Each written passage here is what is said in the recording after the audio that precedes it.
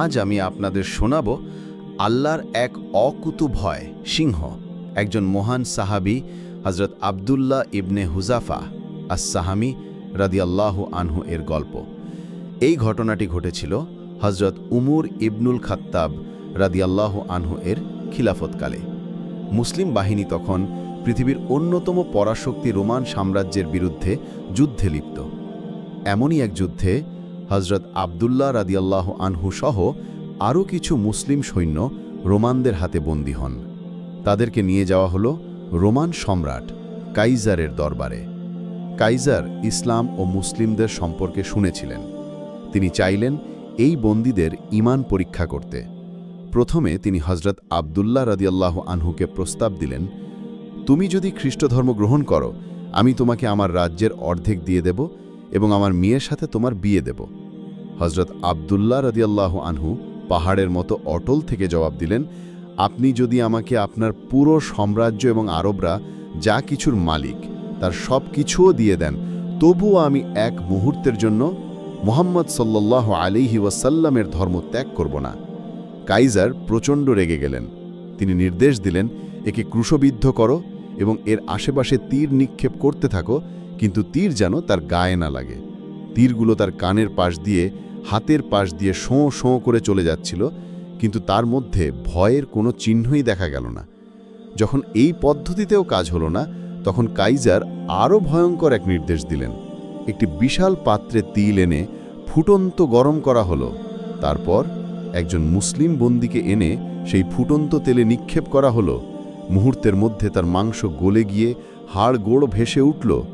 এই ভয়াবহ দৃশ্য দেখানোর পর কাইজার হযরত আব্দুল্লাহ রাদিয়াল্লাহু আনহুকে বললেন, এখনও সুযোগ আছে, আমার প্রস্তাব মেনে নাও, নইলে তোমারও একই পরিণতি হবে। তিনি মারুত অর্থাৎ অস্বীকার করলে সৈন্যরা তাকে টেনে হিচড়ে সেই ফুটন্ত তেলের পাত্রের দিকে নিয়ে যেতে লাগল। তখন হযরত আব্দুল্লাহ রাদিয়াল্লাহু আনহু এর চোখ দিয়ে অশ্রু গড়িয়ে পড়ল।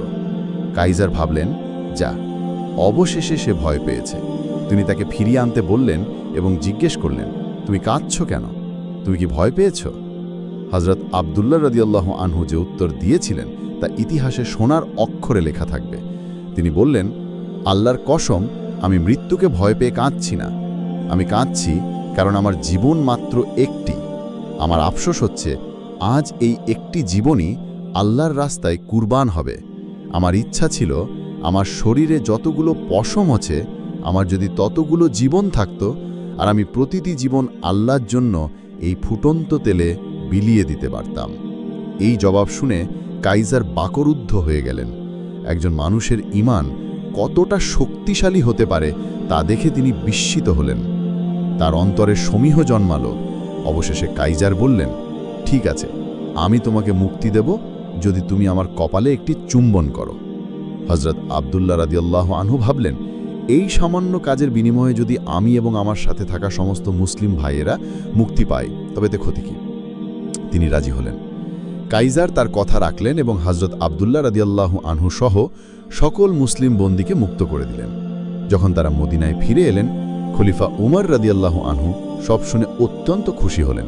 তিনি দাঁড়িয়ে ঘোষণা দিলেন, প্রত্যেক মুসলমানের কর্তব্য আব্দুল্লাহ ইবনে হুযাফার কপালে চুম্বন করা, এবং আমি তা প্রথম শুরু করছি। এই বলে তিনি নিজে এগিয়ে গিয়ে তার কপালে চুম্বন করলেন। এই গল্পটি আমাদের শেখায় যে ঈমানের শক্তি দুনিয়ার যে কোনো শক্তির চেয়েও বড়। আল্লাহ চাইলে কঠিন পরিস্থিতি থেকেও তার বান্দাদের সম্মানের সাথে উদ্ধার করতে পারেন।